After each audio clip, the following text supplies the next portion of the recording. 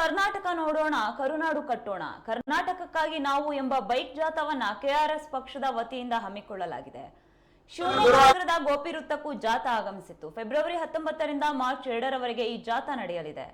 ಖಾಸಗಿ ಶಾಲೆಗಳ ಗುಣಮಟ್ಟದ ಸರ್ಕಾರಿ ಉಚಿತ ಶಾಲೆಗಳು, 3 ಲಕ್ಷಕ್ಕಿಂತ ಹೆಚ್ಚು ಸರ್ಕಾರಿ ಹುದ್ದೆಗಳ ಪಾರದರ್ಶಕ ನೇಮಕಾತಿ, ಜಿಲ್ಲೆಗೊಂದು ವೈದ್ಯಕೀಯ ಕಾಲೇಜು, ನಿರುದ್ಯೋಗಿಗಳೊಂದಿಗೆ ಮಾಸಾಶನ, ರೈತರ ಬೆಳೆಗೆ ಉತ್ತಮ ಬೆಲೆ ಮುಂತಾದ ಪ್ರಮುಖ ಅಂಶಗಳನ್ನು ಗಮನದಲ್ಲಿಟ್ಟುಕೊಂಡು ಕೆಆರ್ಎಸ್ ಪಕ್ಷ ಈ ಜಾಥಾವನ್ನ ಕೈಗೊಂಡಿದೆ.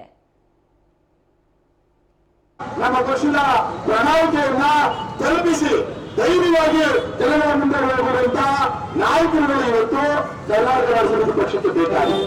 ಈಗಾಗಲೇ ಸಭಾ ಸಂಖ್ಯೆಯಲ್ಲಿ ನಾಯಕರಿದ್ದಾರೆ. ಇನ್ನೂ ಸಂಖ್ಯೆ ಹೆಚ್ಚಾಗಬೇಕು ಅಂತ ಹೇಳಿ ಸಮುದಾಯವನ್ನೇ ಕರೆಯೋದಕ್ಕೆ ಕರ್ನಾಟಕ ರಾಷ್ಟ್ರ ಪಕ್ಷ ಇವತ್ತು ಕರ್ನಾಟಕಕ್ಕಾಗಿ ನಾವು ಎನ್ನುವಂತ ಜಾಥಾವನ್ನ ಮಾಡಿಕೊಂಡು ಬರ್ತಾರೆ.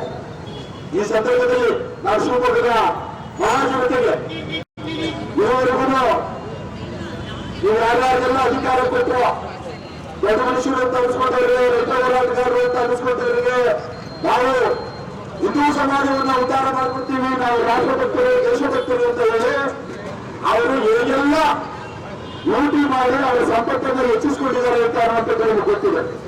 ಅದನ್ನ ನಾವು ಪದೇ ಪದೇ ಅದನ್ನ ಮತ್ತೆ ವೈಭವೀಕರಿಸೋದು, ಅವರನ್ನ ದೊಡ್ಡವರನ್ನಾಗಿ ಮಾಡೋ ಅಗತ್ಯವಿಲ್ಲ ಅಂತ ನಾವು ಭಾವಿಸ್ತೀವಿ.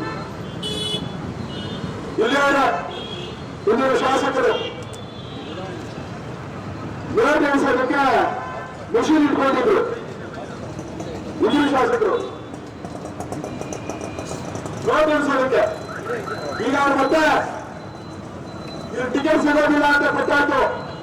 ನಮ್ಮ ಚುನಾವಣೆಯಿಂದ ನಾನು ನಿವೃತ್ತ ಆಗ್ಬಿಡ್ತೀನಿ, ಜನಗಳಿಗೆ ಗೊತ್ತಾಗಲ್ಲ ಅಂತ ಭಾವಿಸ್ಕೊಂಡಿದ್ದಾರ. ಟಿಕೆಟ್ ಸಿಗುವಾಗ